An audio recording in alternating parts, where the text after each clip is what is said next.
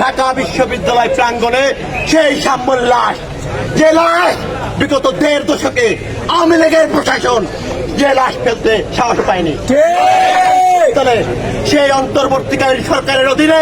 আমার ভাইয়ের রক্তরঞ্জিত লাশ ঢাকা মেডিকেলে নিথর দেহ পড়ে আছে। এই বিসিআই যদি